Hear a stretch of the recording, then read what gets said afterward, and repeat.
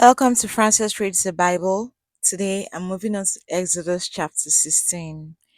And if you're listening to this on Facebook, Instagram, TikTok, or wherever, I've decided to start posting on those platforms once a week, but I'll be posting on my YouTube channel, Frances Okeke, thrice a week. So if you don't see um posts more than once weekly, no, it's on my YouTube channel.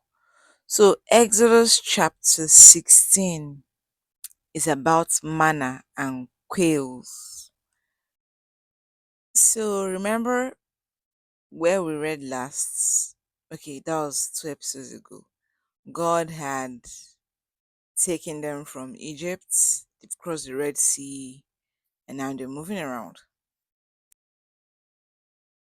God took them through another route, which would take them 40 years because He didn't want them to meet a certain tribe that will make them scared because they'll have to fight those people. So He's taking them through another route. It's not meant to take them 40 years, but He's taking them through a different route. So, anyways, they're now in the desert of Sin, which is between Elim and Sinai, Mount Sinai. There in the desert, they all complained to Moses and Aaron and said to them, "We wish that the Lord had killed us in Egypt. There we could at least sit down and eat meat and as much other food as we wanted. But you have brought us out into this desert to starve us all to death." Because this is the 15th day of the second month after they had left Egypt. So it's more than a month now they left the land of Egypt. They are hungry. I'm sure they've killed every animal they left with, all the animals and whatnot, food they had that they left because they left in a hurry. So they have nothing left. Then God said to Moses, "Now I am going to cause food to rain down from the sky for all of you. The people must go out every day and gather enough for that day. In this way, I can test them to find out if they will follow my instructions. On the sixth day, they are to bring in twice as much as usual and prepare it." You know, now they've left the land of slavery and they are moving around, they are hungry, they are thirsty. And they just be wondering, if it was really the God of our ancestors, it was really God that told me to do this, why should the journey be hard? Why should I be starving? I'm being obedient. He has brought me out from this situation. God said move and I'm going. So why is the journey hard? Why are we hungry? Why are we starving? This is so relational on so many levels. Like you believe you heard God, you believe God said do this, and now you're doing it. You're doing it, you're walking on that path. But it seems everything is harder. Like if it was really God, why should it be hard? Shouldn't it go film like film trick, like magic, happening instantaneously, so fast and easy? So Moses and Aaron said to all the Israelites, "This evening you will know that it's the Lord who brought you out of Egypt. You saw the miracles, you've seen everything. In the morning you see the dazzling light of the Lord's presence. He has heard your complaints against him. Yes, against him, because if you're complaining to us, you're not complaining about us, you're complaining about God. That's summary of all that. So you're really complaining against the Lord, not the situation, not us, not we, your pastors or whoever that said, see what God said. You're complaining. You're not complaining. You're complaining about God, against God. So Moses now said to Aaron, "Tell them to come and stand before the Lord because he has heard their complaints."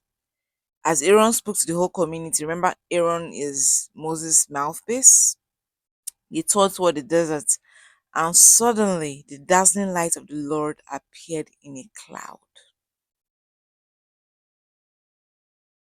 Like, I'm just imagining it being there.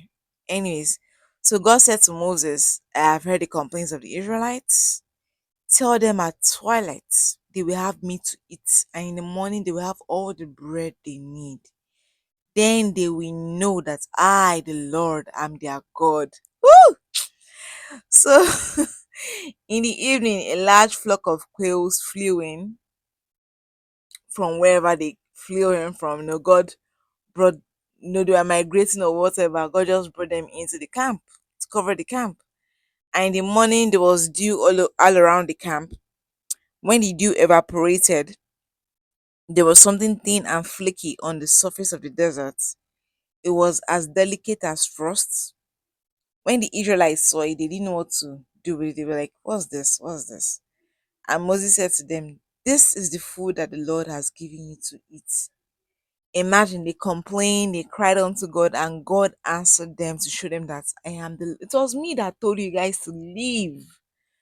I won't bring you out of Egypt to let you starve. I won't bring you out of that situation and not provide for you. I won't tell you to quit your job and follow me and not give you food to eat.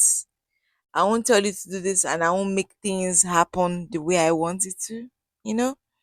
So this is speaking to me on so many levels. God provided. Like I said before, it's so easy to read the Bible and feel like this is just story time. Tales by moonlight. These things really happen. So he gave them the same instructions that God gave, him to tell them. Gather as much as you need, 2 carts or quarts for each member of your household. So one person, 2 quarts. Then the Israelites did this. Some gathered more, others less. When they measured it, those who gathered did not have too much. Those who gathered less did not have too little. They had just what they needed. God's provision was just perfect. So Moses told them the warning that do not keep any till tomorrow. But some of them did not listen to Moses and saved part of it. The next morning it was full of worms and smelled rotten, and Moses was angry with them. I kind of understand Moses' anger, and I also understand the people that kept leftovers. Like, because when you're coming from a place of lack and now you've seen plenty, you just forget the instructions you were given because you're worried. Okay, what if tomorrow there's no food to eat and my children need to eat? Family. You now forget it's the same God who provided that food that has given the instruction. It's so easy to move out of obedience and forget when it comes to such situations. You forget that it was God that provided the food. It's like God giving you money now and telling you go clear all the money in your account and go give it to that beggar down the road. And you're like, oh, excuse me, what? After I prayed and fasted for this money, or after I prayed and fasted for this car, he can't be God. I must be hallucinating or something. Even that's why people call Abraham, the father of faith. Yes, he had his doubts. He stepped out once or twice in lack of faith. When God told him, "Go and sacrifice that son of yours," it was the same God who gave me this son, who gave me this child that said sacrifice. So yeah, if he's going to take, maybe he's going to give me triplets or. But like I said, it's so easy to forget and walk going into disobedience because they were scared of lack. They forgot all the miracles, and it was this same food you're hoarding is provided by God, and He's told you not to keep it.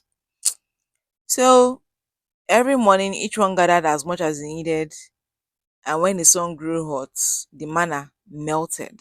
The manna that was left on the ground melted. On the 6th day, they gathered twice as much, just the instructions God gave, because remember, they had to keep the Sabbath day holy. Like I said before, Sabbath day is another thing that I've always wondered why Christians don't keep it. We just created Sunday. God didn't say Sabbath was Sunday. Sabbath, according to the Hebrew calendar, it's meant to be Saturday. You know, keep the Sabbath day holy was an instruction from God, not keep Sunday holy. So I've always pondered about that. Anyways, we're going to meet this down the line. So on Sabbath days, they don't gather food, they rested and they had enough because they gathered from the previous day, double. So you must gather food for 6 days, but on the seventh day, the day of rest, there will be none. On the seventh day, some people still went out to gather food but didn't find any. And God told Moses, how much longer will your people refuse to obey my commands? They were told there will be no food, but still they went out to go and look for food. Remember that it is I, the Lord, that have given you a day of rest. And that is why on the 6th day, I will always give you enough food for 7 days so you can rest on the seventh day. Everyone is to stay where he is on the seventh day and not leave his home. So the people did no work on the seventh day. That seventh day, that Sabbath is very important to God. I'm still wondering why Christians don't celebrate it. Okay, not all, most Christians. I know the Seventh Day Adventists they celebrate, Sabbath. I have friends who are they go to church on Saturday, not Sunday. So, anyways, the people of the Lord of Israel called the food manna.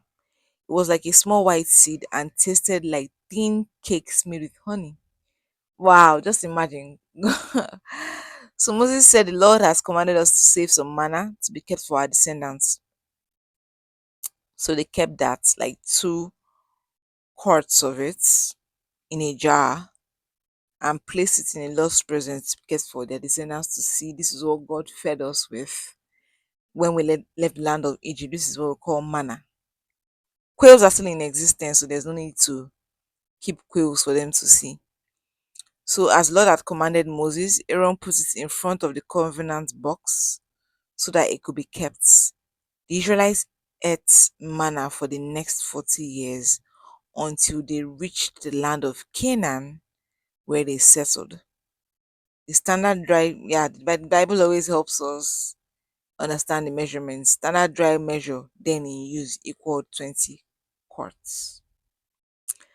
So, what I've learned from this chapter is, or are, sometimes even if you think you heard from God and you're walking in obedience, it doesn't mean it will be easy. The Israelites suffered hunger and thirst and they had to cry out to God, like, it's not God that we're obeying that brought us out from slavery. Why are we now hungry and almost perishing from hunger? Like, what's going on? You know? And then it's easy to step out in disobedience due to lack. Yeah, you can say lack of faith, but lack, like, you're scared of what happened, even though God had provided what you needed. It's so easy to stay stuck in the past.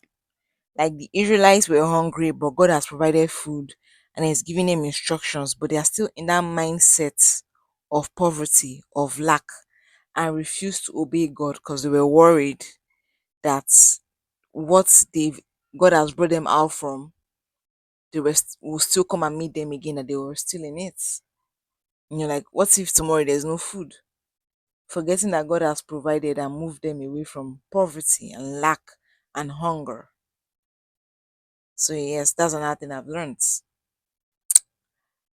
that sometimes you can just stay stuck in the past, even if you are away from it. And obedience is never easy, but you have to keep trusting God, and knowing that if He said move or do this, He will provide, He will create provision, to help you and guide you through it, or to move you from A to B, or help you complete whatever it is He has asked you to do. That's what I've learned from this chapter. And as always, God bless you and goodbye.